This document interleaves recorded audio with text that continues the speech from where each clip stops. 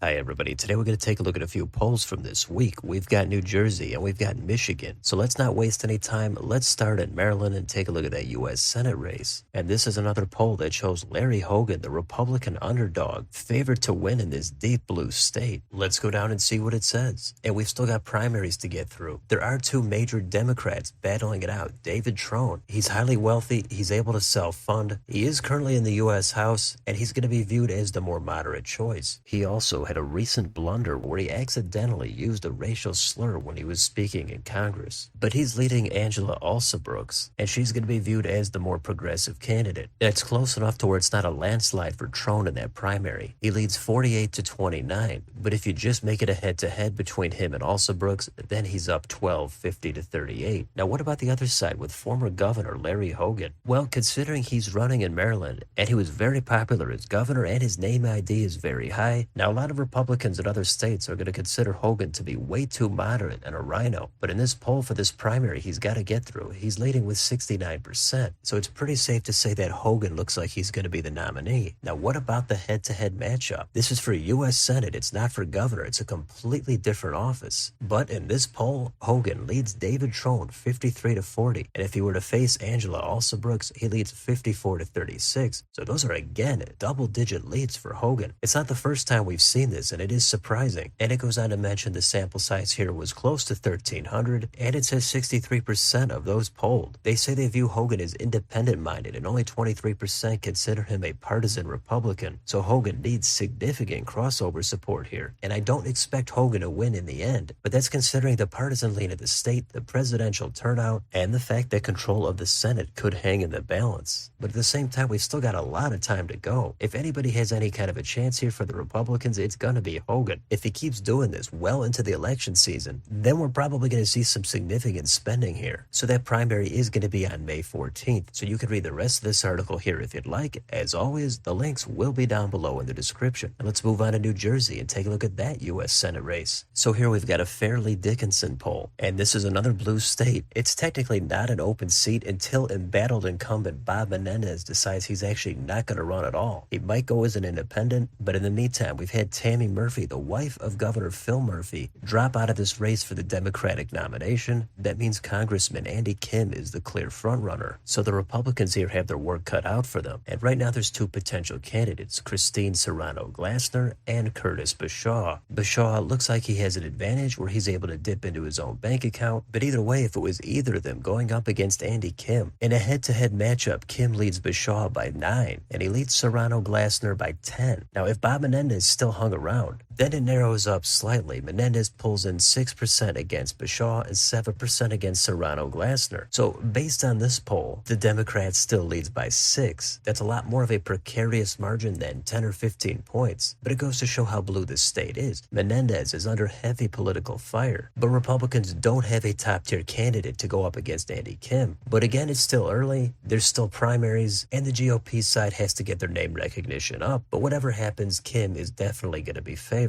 Now last, let's move on to Michigan and take a look at some presidential polling. Now this poll is from MRG, that's Marketing Resource Group, and it says their sample size was 600 likely voters. That was plus 1.3 Democratic. So the total margin of error is plus or minus 4%. So it shows Trump with a 6-point edge, 42% to 36, and that is consistent with their previous poll back in the fall. Here, independent voters clearly break for Trump by 15 points, 39-24. So that is surprisingly another poll that shows Trump in the lead in Michigan. Now, he's only topping out at 42%. So again, my guess is a lot of those voters are Democrats that are just not enthusiastic about Biden. So some of them might sit home, they might vote third party, a couple might vote for Trump, but I would suspect most of them by election day are going to end up coming back home to Biden. Now, there's a few crosstabs here. Biden is only getting 57% of the black vote. Trump is getting 15. So if in the end Trump managed to pull in 20% there, that would be impressive. The union vote is also key. Biden is getting 45% of it to Trump's 31. Now, they also throw in the third parties. Then Trump's lead shrinks to 3 points. He's at 37 to Biden's 34. Kennedy gets 13, Jill Stein at 2, and Cornel West at 1. 3% say someone else, and 8% are undecided. 27% say if the election were today, they would either vote for a third-party candidate, someone else, or they would stay undecided. Now, just with independent voters, then Trump gets 33%, Kennedy polls in 22. That's even ahead of Biden, who's at 21. And then we've got the voters that don't like Trump or Biden. That's about 15% of the electorate. With those voters, Kennedy is pulling in 40%. Trump's getting 11, Biden 10, West 7, Stein 5, and 7% say someone else, with 20% undecided. And then you could click down below here if you want to view the question wording and some more detailed results. So this continues to be interesting data out of Michigan. The polling has underestimated Trump in the past, that is for sure. So to see Trump in the lead at this point, I'm not totally sure what to make of it. There could be genuine movement toward Trump. That's a possibility because there's reasons voters might not be satisfied with the Biden administration. Now Trump has his own baggage, maybe that cancels out a lot of it, but still, seeing Trump in the lead in Michigan, it's not something we're at all used to seeing as in previous elections. If you look at the current Real Clear Politics polling average, Trump is up 3.2. He's tied or leading in all of them. Now even if he was trailing by 3 or 4 points, based on some of the polling we've seen in previous elections, that might not be a terrible sign for Trump. Now this polling might be completely accurate this time, and there's no underestimation of support for Trump, or there could be some Biden vote out there that's not being captured by the pollsters, or by the time election day rolls around, voters might warm up to Biden and these things change. Now in the 5-way race, Trump is up by 2.4. There's really no telling what to expect. Things could easily change a little bit, they could change a lot, or they could end up staying the same over the next 6 months. I have no idea what's going to happen. I'm just here to present the data, and some of these individual polls and pollsters you might have some issues with, maybe you don't trust them. That's why I always encourage people to look at multiple polls, and I'll present the aggregate data. So I'm anxious to see what happens next, but that's a look at some polling for Maryland, New Jersey, and Michigan. Let me know in the comments, what do you think about any of the polls in any of these states? Did you look through the crosstabs and find some outlier data? Maybe they weighted the sample incorrectly, or maybe these polls are actually accurate. Let me know what you think down below. On your way out, don't forget to like, share, and subscribe. Join if you'd like to support the channel. Thanks for watching, and I'll see you next time.